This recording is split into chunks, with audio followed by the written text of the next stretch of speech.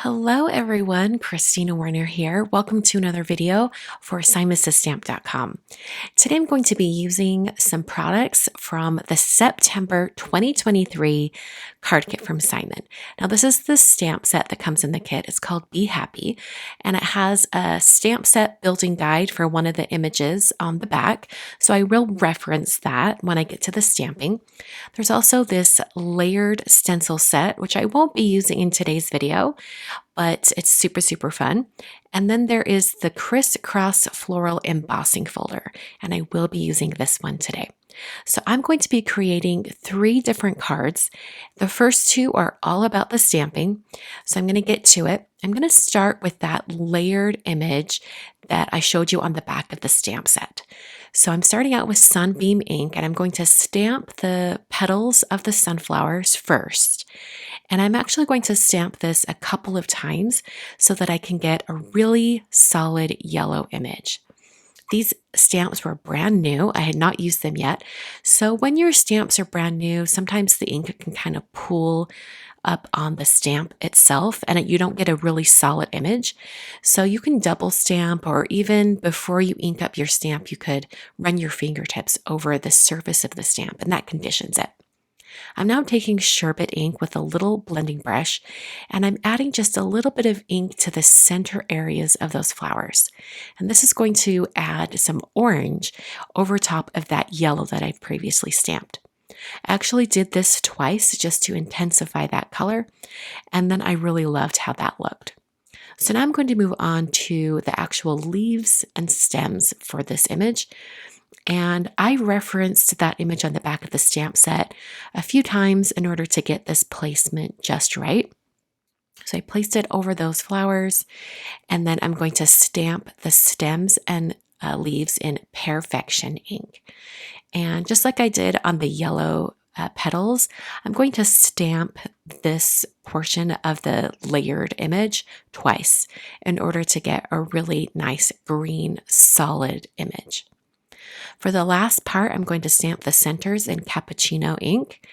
And this is a nice kind of mid-tone brown. It's beautiful. I love this color.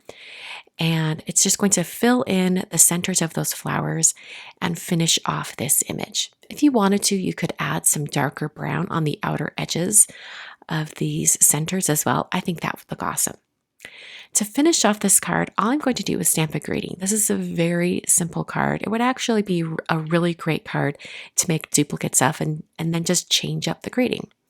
But for this one, I'm using this grid placement guide, and it's fantastic for getting your stamped images perfectly positioned on your project. So you just place that down, close the door of your stamp positioning tool, and then you can peel off that grid sheet.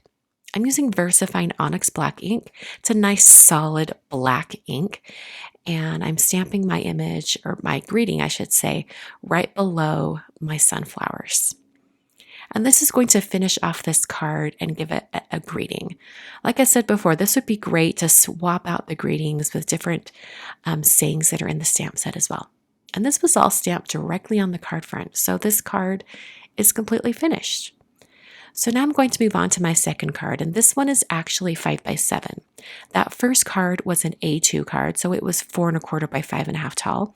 But this one is larger, it's 5x7, and I'm starting out by stamping my greeting first. My idea behind this card was I would have the greeting in black, and then I'm going to start stamping yellow hexagon patterns, almost like honeycomb, around the greeting. And so I wanted to have that greeting there first, so I would make sure that there was space among all the honeycomb. I'm using Sunshine and Duckling inks from Simon. This is from the original ink line. The original ink line has some really toned back colors. The positively saturated inks are very bright and vibrant. So I wanted a more toned back yellow. So I went with Duckling and Sunshine, and this worked perfectly for this sort of two-tone yellow and gold look that I was going for. So I moved this honeycomb stamp all around my card. And when it was bleeding off the edge of the card, I just had to press a little bit more on the door of my MISTI to get that stamp to meet the paper. Not a huge problem at all. By the way, I'm using one of the waffle flower grip mats inside my Misty for this portion of the stamping. And that just holds my paper in place while I'm doing all my stamping. I'm using that placement guide as well when I'm positioning the honeycomb stamps. Sometimes it's a little bit easier to have the stamp on that placement guide and you can sort of move it around and get it to just the right spot. And it also helps to align the honeycomb so that it's perfectly vertical, so things line up just a little bit better. So I went around all areas of my card front and just stamped in the 2 tones of yellow ink. Once again, that's Duckling and Sunshine, and just moved things around. I wanted to make sure that there were some gaps in the honeycomb, so I didn't fill in every single area. So I'm going to finish off this top corner, and then here I have my completed background. And I love how this honeycomb looks very organic and has those empty spaces. I took the solid black honeybee image from the stamp set, and I stamped that in that same VersaFine Onyx black ink, and then cut it out using some scissors with just a little bit of a margin around the outside. And these are straight cuts, so it's much more easy than if I had to cut around some curved lines.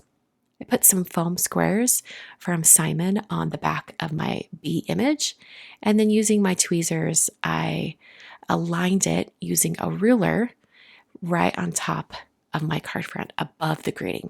I used that T-square ruler just to make sure that my bee image was perfectly straight.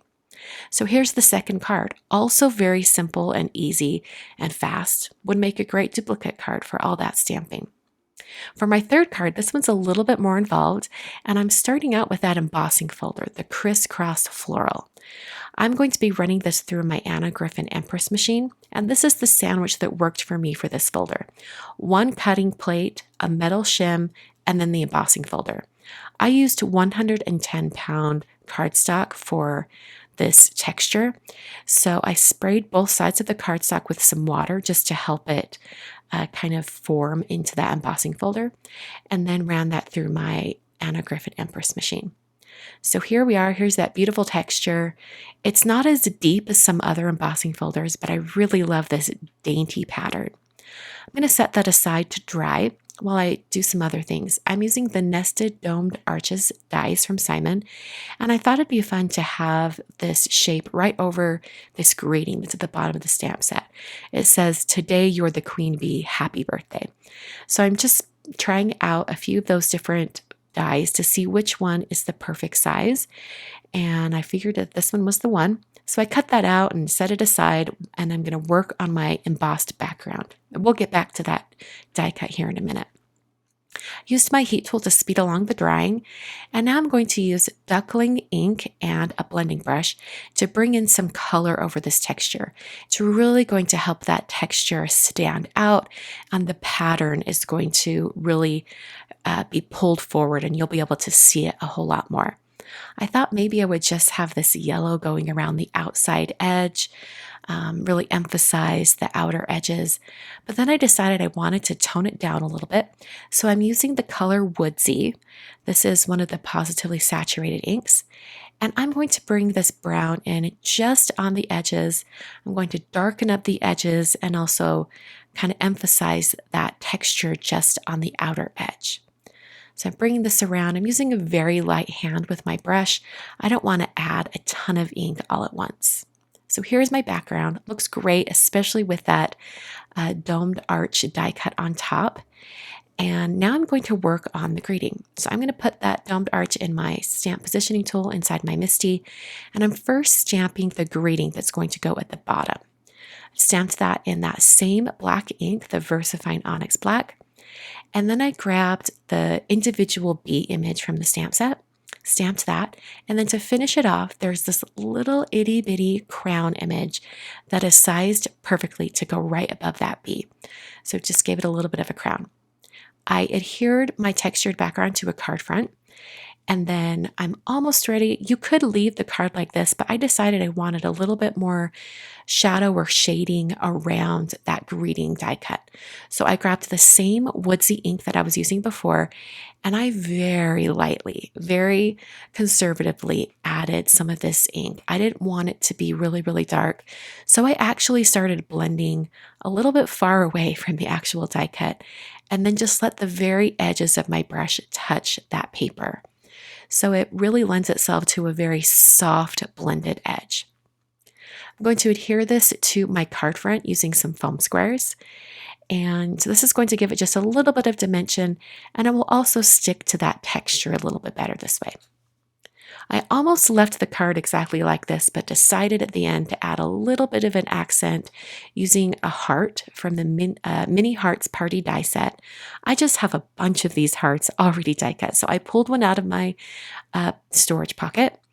I put a little bit of adhesive down on some scratch paper, used my fingertips to take away some of that stick, and then temporarily adhered my black heart to the paper.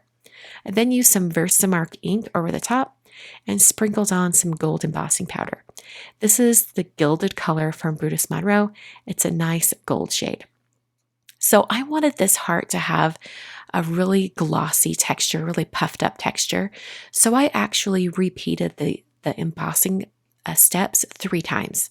So I've got 3 layers of embossing powder, and as I apply more embossing powder, it gets faster and faster to heat up and melt.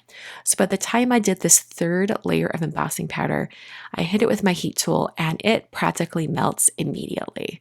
It's really, really neat.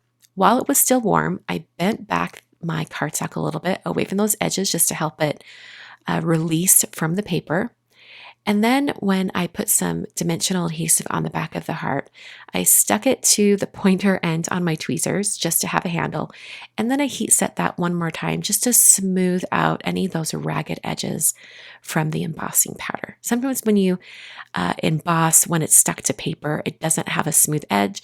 So if you just heat it again, it smooths everything out. I adhered that directly over the bee, and that finishes my 3rd card. So I have 3 very different looking cards for today, all using products from the September 2023 card kit. Make sure you check out the supplies listed down below, and you can click over and do all your shopping over at simonstamp.com. You can pick up this card kit, or you can subscribe to receive card kits in the future. Thanks so much for watching, and I'll catch you guys in another video very soon.